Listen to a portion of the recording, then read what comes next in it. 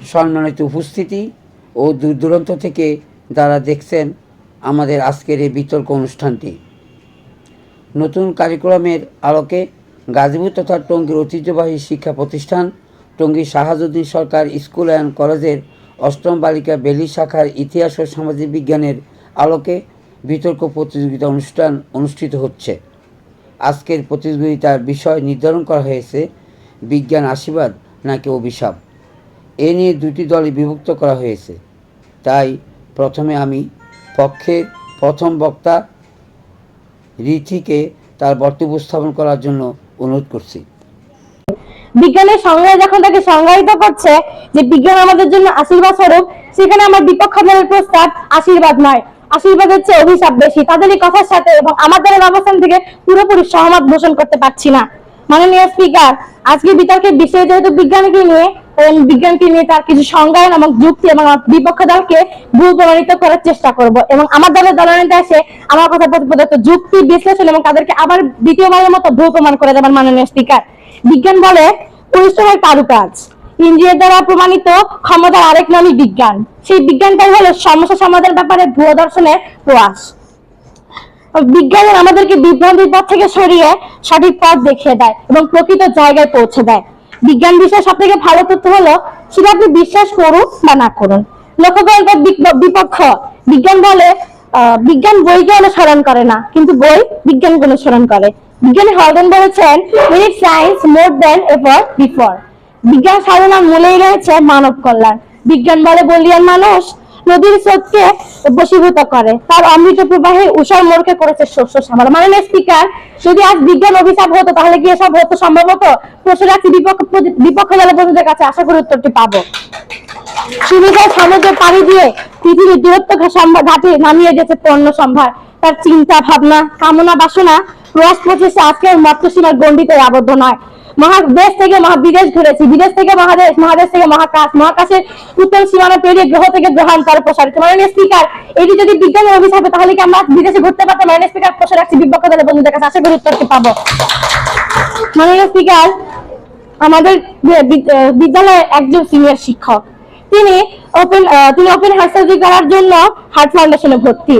তিনি আজ বিজ্ঞানের সাহায্য নিচ্ছে চিকিৎসা ক্ষেত্রে বিজ্ঞান। আর যদি বিজ্ঞান আমাদের জন্য অভিশাপী হতো মাননীয় স্পিকার, তিনি কি সেটি সাহায্য নিতেন? প্রশ্ন আছে বিপক্ষ দলের বন্ধুদের কাছে, আশা করি উত্তরটি পাবো। মাননীয় স্পিকার, আমার বিপক্ষ দলের বন্ধুদের হাতে যে স্ক্রিপ্টটি আছে, যারা কিছুক্ষণ পর সেটি উপস্থাপন করবে, তারা সেটি ডিজিটাল মাধ্যম ব্যবহার করে লিখেছে। অর্থাৎ সেটি ডিজিটাল মাধ্যমে, অর্থাৎ মোবাইল কিন্তু বিজ্ঞানেরই সৃষ্টি। তারা তো এখানে নিজেরাই বিজ্ঞানের ব্যবস্থা করে বসে আছে মাননীয় স্পিকার। তাহলে এখানে তারা নিজেরা কিভাবে আমাদের সাথে বিতর্ক করতেছেন? মাননীয় স্পিকার, তাদের উদ্দেশ্যে আমি আরেকটি প্রশ্ন রাখতে চাই, কোথায় কোথায় বিজ্ঞানের ব্যবহার হয়নি? আপনারা যদি কমপক্ষে দুটি উত্তর দেখে দিতে ব্যর্থ হন, তাহলে আপনাদেরকে অবশ্যই স্বীকার করে নিতে হবে বিজ্ঞান আমাদের জন্য অভিশাপ নয়, আশীর্বাদ স্বরূপ। মাননীয় ধন্যবাদ সবাইকে। সবশেষে বলতে চাই, বিজ্ঞানের অভিশাপের চেয়ে আশীর্বাদ বেশি। এটাই বাস্তব, এটাই সত্য। ধন্যবাদ সবাইকে।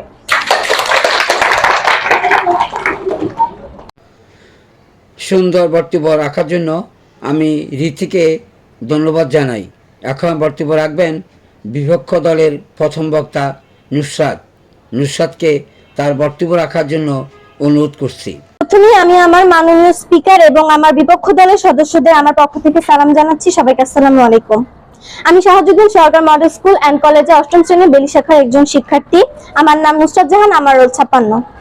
আমাদের ইতিহাস ও সামাজিক বিজ্ঞান বিষয়ে একটি তর্ক ও বিতর্ক প্রতিযোগিতা অনুষ্ঠিত হয়েছে। বিষয়টি হলো বিজ্ঞানের আশীর্বাদ ও অভিশাপ। আমি অভিশাপ দলে প্রথম বক্তা হিসেবে বিবেচিত হয়েছি। শুরুতে বিতর্কের বিষয়টি সংকলন করছি। বিজ্ঞান দিয়েছে গতি এবং কেড়ে নিয়েছে অনুভূতি।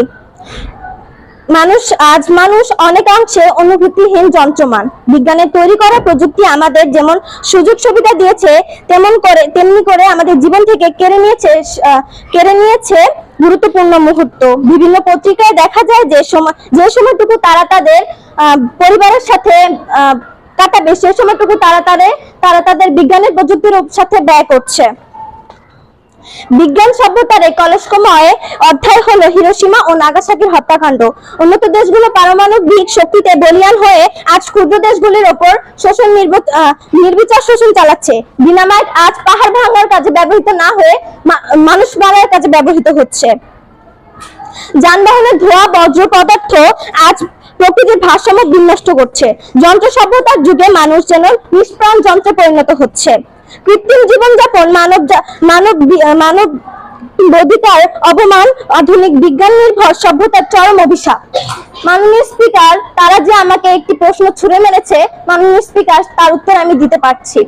তার উত্তরটি হলো, মাননীয় স্পিকার, গত 45 বছর আগে যারা আমার পূর্বপুরুষেরা কিভাবে বিজ্ঞান ছাড়া চলেছে।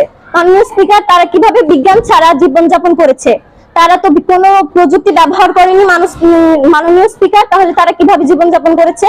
মাননীয় স্পিকার, এই ছিল আমার বক্তব্য। ধন্যবাদ সকলকে।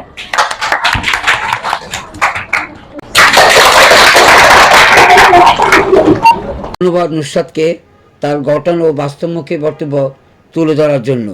এখন বক্তব্য রাখবেন পক্ষ দলের দলনেতা নানজিবা ইসলাম। আমি নানজিবা ইসলামকে বক্তব্য রাখার জন্য অনুরোধ করছি। ধন্যবাদ মাননীয় স্পিকার। আমরা পক্ষ দলের, আমার দলের প্রথম বক্তা যখন বক্তব্য প্রদান করছিল তখন হয়তো বা আমার বিপক্ষ দলের সদস্যরা শারীরিকভাবে এখানে উপস্থিত থাকলেও হয়তো মানসিকভাবে এখানে উপস্থিত ছিল না। কারণ মাননীয় স্পিকার, আমাদের কথা এবং আমাদের কথার যুক্তি যেগুলো ছিল তারা হয়তো ভালো মতো সেগুলো শুনতেই পারে নাই। তারা প্রত্যেকটা ক্ষেত্রে আমাদের বিপরীতে চলে গেছে, যদিও বা তাদের বিপরীতে যাওয়ার কোনো কারণই ছিল না। কারণ এটাই সত্যি যে বিজ্ঞানের শুধু আশীর্বাদই আছে। মাননীয় স্পিকার, আশীর্বাদ ছাড়া আমরা কিছুই দেখতে পারি না। তারা যদি অভিশাপের কথা তুলে থাকে, সেই এক দুর্ঘটনার কথাই তারা বলবে। আসসালামু আলাইকুম সবাইকে, আমি নানজিবা ইসলাম, রোল 1। আমি শারদীয় সরকার মডেল স্কুল অ্যান্ড কলেজ থেকে বলছি। আজকে আমাদের বিতর্কের বিষয় আমাদের বিষয় শিক্ষক নির্ধারণ করে দিয়েছে, তা হচ্ছে বিজ্ঞানের আশীর্বাদ এবং অভিশাপ সম্পর্কে। আমি পক্ষ দলের দলনেতা, আমি হচ্ছে বিজ্ঞানের আশীর্বাদ সম্পর্কে কথা বলবো। আমার দলের বক্তা খুবই কৃতিত্বের সঙ্গে তার বিজ্ঞানের সংজ্ঞান করে গিয়েছে, তাই আমি আর বিজ্ঞানের সংজ্ঞান করছি না, আমি সরাসরি চলে যাচ্ছি বিজ্ঞানের আশীর্বাদে। মাননীয় স্পিকার, আমাদের বিজ্ঞান যখন আমাদের সব দিয়েছে তখন তারা কিভাবে বলছে বিজ্ঞান আমাদের সব কেড়ে নিয়েছে? মাননীয় স্পিকার, মানুষ সৃষ্টি করেছে, বিজ্ঞান তো মানুষই সৃষ্টি করেছে, মানুষের দ্বারাই বিজ্ঞান নিয়ন্ত্রণ।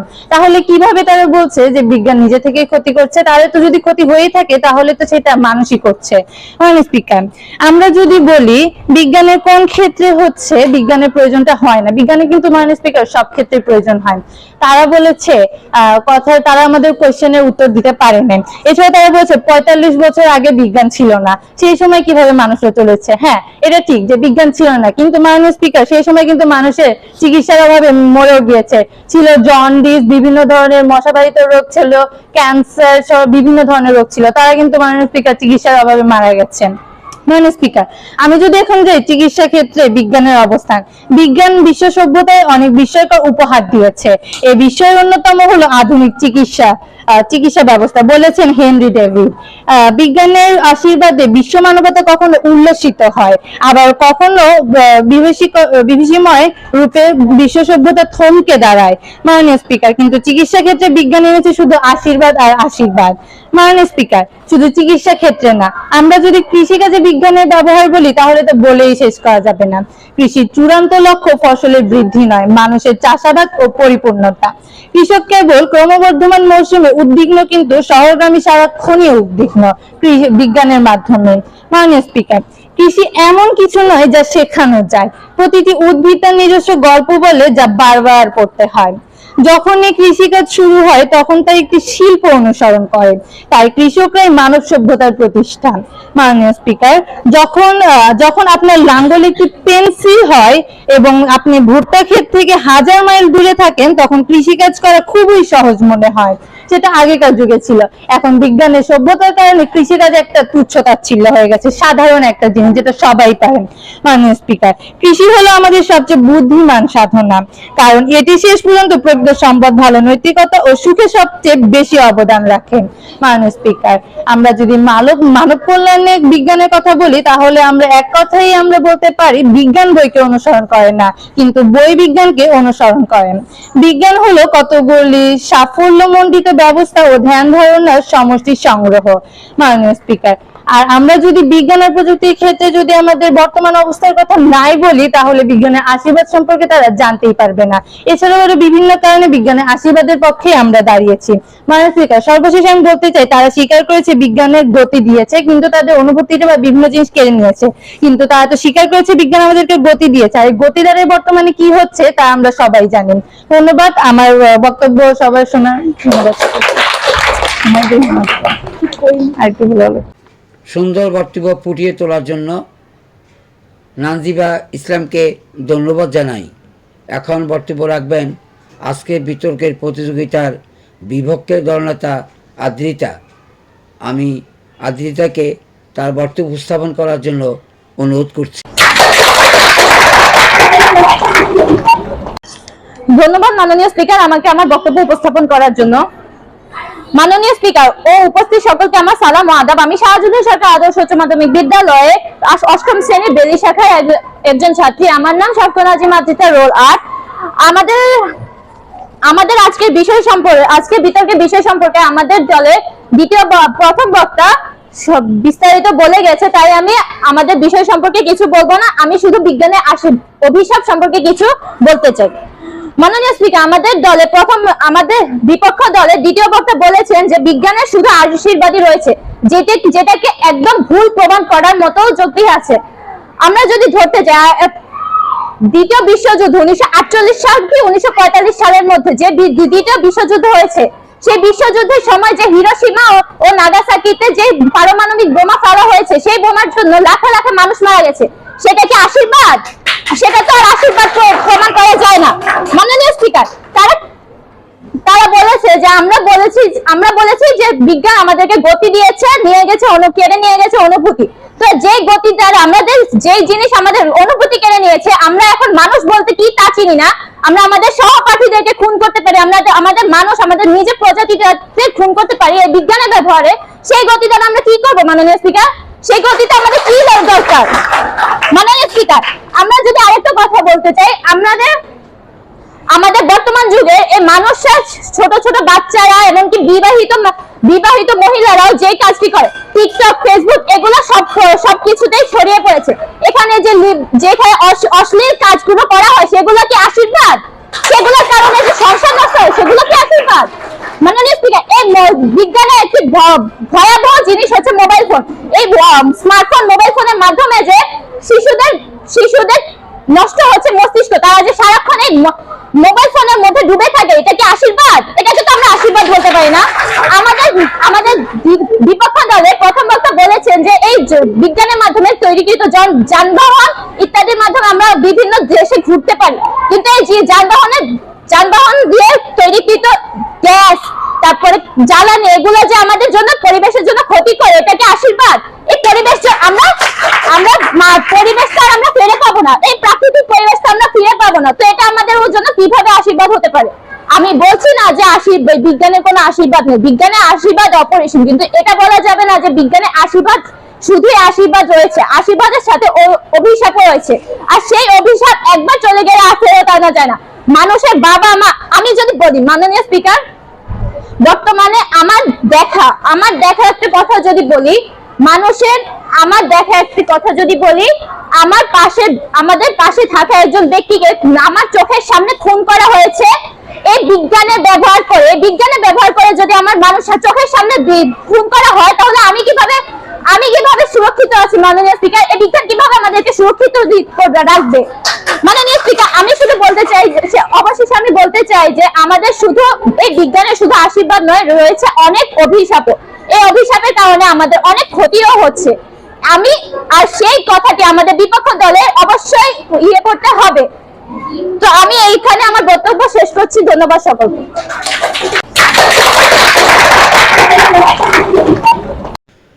সম্মানিত উপস্থিতি, আপনারা নিশ্চয়ই জেনে থাকবেন আজকের বিতর্ক প্রতিযোগিতার বিষয় ছিল বিজ্ঞান আশীর্বাদ নাকি অভিশাপ। দুদলেই তাদের যুক্তি ও মেধা খাটিয়ে সুন্দর এবং বাস্তব যুক্তি তুলে ধরেছেন বলে আমি প্রথমে দুদলকে ধন্যবাদ জানাই। এক দলকে প্রথম স্থান দেখাতে হচ্ছে বিদায় বিজ্ঞ বিশ্লেষক মণ্ডলীর রায় পেলেই আজকের ফলাফল ঘোষণা করব। তবে যে কথা স্বীকার না করলেই নয়, বিজ্ঞান যেমন আমাদের জন্য আশীর্বাদ বয়ে এনেছিল, তেমনি অভিশাপও খুব একটা কম নয়। এই মুহূর্তে বিজ্ঞ বিশ্লেষক মণ্ডলীর রায় এসেছে। আজকে বিতর্ক প্রতিযোগিতায় প্রথম স্থান অধিকার করেছেন পক্ষের দল বিজ্ঞানের আশীর্বাদ।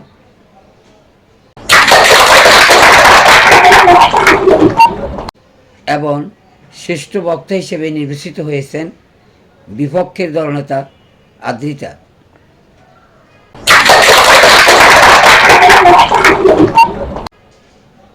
আমি উপস্থিত ও দূর দূরান্ত থেকে যারা দেখছেন সবার পক্ষ থেকে দুই দলকে প্রাণঢালা অভিনন্দন ও শুভেচ্ছা জানাই। আমি জসীমউদ্দিন চৌধুরী, বিষয় শিক্ষক, ইতিহাস ও সামাজিক বিজ্ঞান, অষ্টম বালিকা বেলি শাখা। ধন্যবাদ।